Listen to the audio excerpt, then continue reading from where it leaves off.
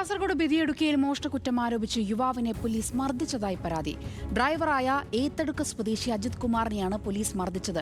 അടക്കാമോഷണ കേസിലെ പ്രതിയാണെന്ന് ആരോപിച്ചായിരുന്നു മർദ്ദനം. CCTV ദൃശ്യങ്ങളിൽ കണ്ടെത്തിയ പ്രതിയുമായി സാമ്യമുണ്ടെന്ന പേരിലായിരുന്നു കസ്റ്റഡിയിലെടുത്തത്. മോഷണക്കേസിൽ യഥാർത്ഥ 3 പ്രതികൾ പിടിയിലായിട്ടുണ്ട്. എന്റെ വീട്ടിൽ വന്നിട്ട് എന്റെ ചേച്ചിയോടും അമ്മേനോട് ചോദിച്ചിട്ട് ഇങ്ങനെ 3 ആൾക്കാർ വന്നു. അവര് പറഞ്ഞിട്ടാണ് ഇവരെ ഇങ്ങനത്തെ കേസിൽ എൻക്വയറി ചെയ്യാൻ വേണ്ടിട്ട് കൊണ്ടുപോകുന്നുണ്ടെന്ന് പറഞ്ഞിട്ട് അവര് വീട്ടിൽ നിന്ന് എന്നെ ഷോൾഡർ പിടിച്ചിട്ട് അവളെ തടിച്ചിട്ടാണ് കൊണ്ടുപോയത്.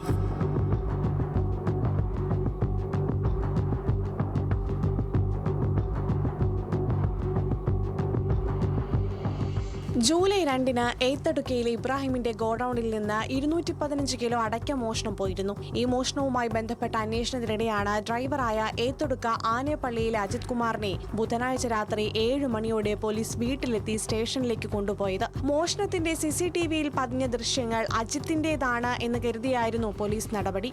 കാറിൽ കയറിയ ഉടൻ പോലീസ് അടയ്ക്ക മോഷ്ടിച്ചതിനെക്കുറിച്ച് ചോദിച്ചപ്പോൾ അജിത്ത് നിഷേധിച്ചു. ഇതിനിടെ കുറ്റം ഏറ്റെടുക്കാനാവശ്യപ്പെട്ട് പോലീസ് മുഖത്തടിക്കുകയും മർദ്ദിക്കുകയും ചെയ്തു ാണ് പരാതി.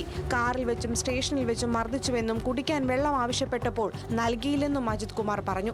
കളവ് കേസിൽ CCTV ഫുട്ടേജിൽ എന്നെ പോലെ കാണുന്നു പറഞ്ഞു. അപ്പോൾ അതുകൊണ്ട് കാണുന്ന സമയത്ത് എന്നെ പോലെ ഇതുണ്ടായിരുന്നു. അപ്പോൾ അതുകൊണ്ട് അവർ അതിനെ പിടിച്ചിട്ട് എല്ലാ കേസും എൻ്റെ തലക്കിടുക ഇടാൻ വേണ്ടിയിട്ട് അവർ പറയുമായിരുന്നു, നീ സമ്മതിക്കണം, എല്ലാം നീ എന്നെ ചെയ്തത്, എല്ലാ കേസും നീ എന്നെ ചെയ്തത് സമ്മതിക്കണം എന്നെല്ലാം പറയുമായിരുന്നു.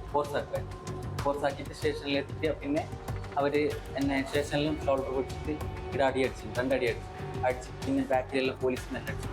3 മണിക്കൂറിന് ശേഷം മോഷണവുമായി ബന്ധപ്പെട്ട വിവരങ്ങൾ ഒന്നും ലഭിക്കാതായതോടെ രാത്രി 10 മണിയോടെ പോലീസ് സംഘം അജിത്തിനെ വീട്ടിലെത്തിക്കുകയായിരുന്നു. കാസർഗോഡ് ചെങ്കളയിലെ EK നായനാർ ആശുപത്രിയിൽ അജിത്ത് ചികിത്സ തേടി. എന്നാൽ യുവാവിനെ മർദ്ദിച്ചിട്ടില്ലെന്നാണ് ബദിയടുക്ക പോലീസിന്റെ വിശദീകരണം. അതേസമയം അടയ്ക്ക മോഷണ കേസിൽ യഥാർത്ഥ പ്രതികളായ 3 പേർ പോലീസിന്റെ പിടിയിലായിട്ടുണ്ട്. ന്യൂസ് മലയാളം, കാസർഗോഡ്.